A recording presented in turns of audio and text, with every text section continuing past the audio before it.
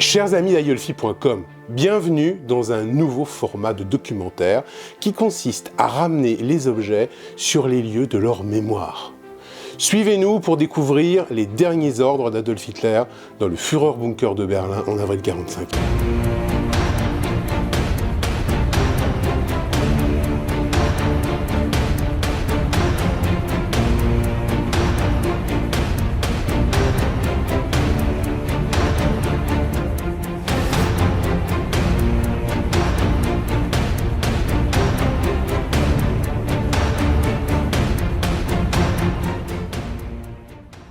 Nous sommes ici à quelques mètres, ou plutôt à quelques dizaines de mètres au-dessus du bunker d'Hitler à l'Obersalzberg.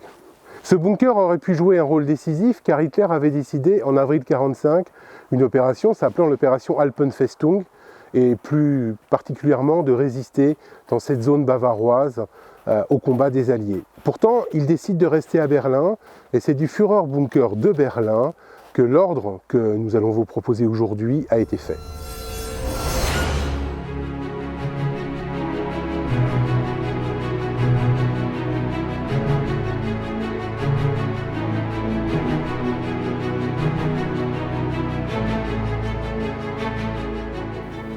Nous sommes le 25 avril 1945 et les armées russes sont dans Berlin. Ont ceinturé Berlin, la bataille de Berlin a commencé, elle est même très avancée et il n'y a pas de doute sur le fait que les Allemands vont la perdre.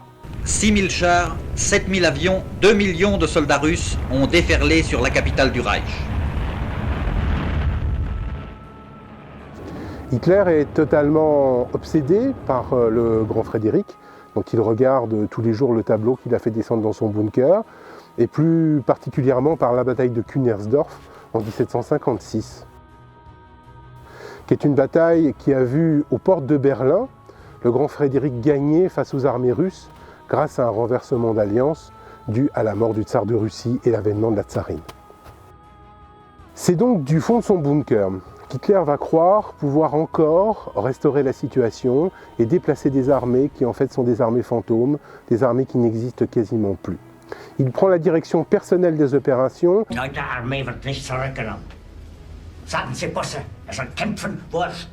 et au centre de ce télégramme se trouve la fameuse armée Wenck qui est en train de se battre contre les soviétiques et qui va devoir faire demi-tour pour venir vers Berlin.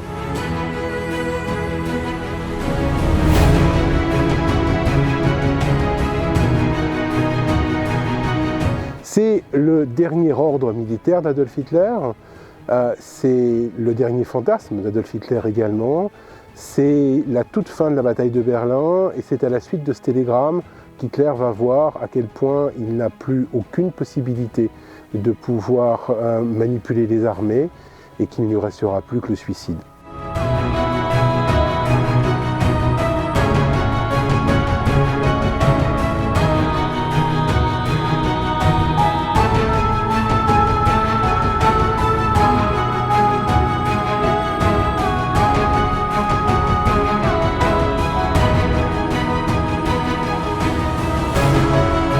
C'est une pièce exceptionnelle qui a été récupérée en novembre 1945 sur le bureau de Bormann par deux officiers français, dont le capitaine Michel Leroy. C'est une pièce d'une importance historique capitale et c'est cette pièce-là aujourd'hui que nous voulions vous faire découvrir.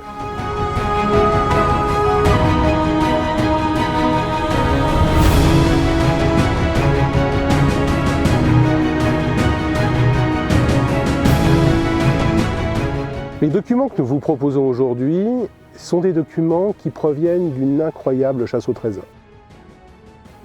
Cette chasse au trésor a lieu en novembre 1945 à Berlin, dans le Führerbunker, entre les mains des soviétiques. Deux officiers français, le commandant Rose et le capitaine Michel Leroy, décident de rentrer dans le bunker d'Hitler par une porte dérobée dont ils ont appris qu'elle se trouvait dans la chancellerie du Reich en ruine.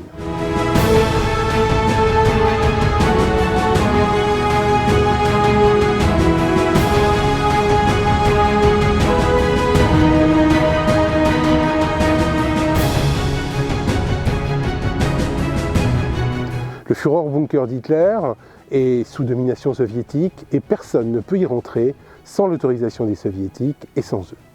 C'est ainsi que de nuit, à la lumière de torches électriques, les deux officiers vont réussir à pénétrer dans la chancellerie, à descendre plusieurs caves et miraculeusement pénétrer dans le Führerbunker d'Hitler.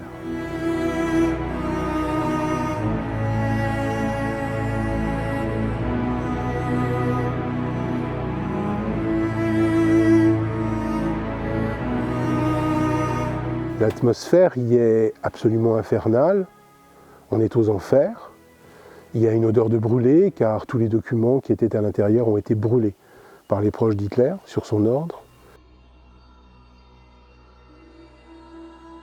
Tout est en un désordre absolument épouvantable, il ne reste rien de valeur, si ce n'est des tableaux crevés et éventuellement quelques bustes.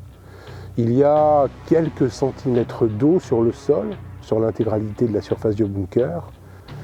Et les deux officiers sont en peine de se demander ce qu'ils vont ramener comme souvenir, car un peu comme quand on envoie une carte postale de vacances, ces deux officiers tiennent à ramener un souvenir de ce lieu.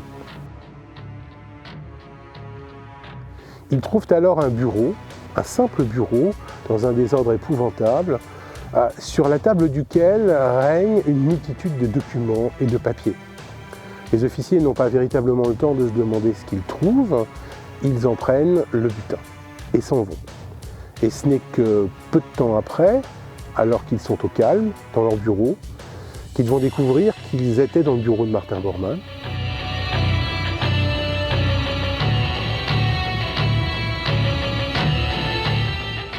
Parmi ces documents se trouvent des documents d'une importance historique considérable. Il s'agit notamment des deux télégrammes où Göring annonce sa trahison pour le Führerbunker, et il s'agit aussi des derniers ordres militaires d'Hitler, en dehors de précieux télégrammes nous informant sur l'état d'esprit qui règne dans le bunker, avec d'autres documents qui sont très significatifs de cette époque.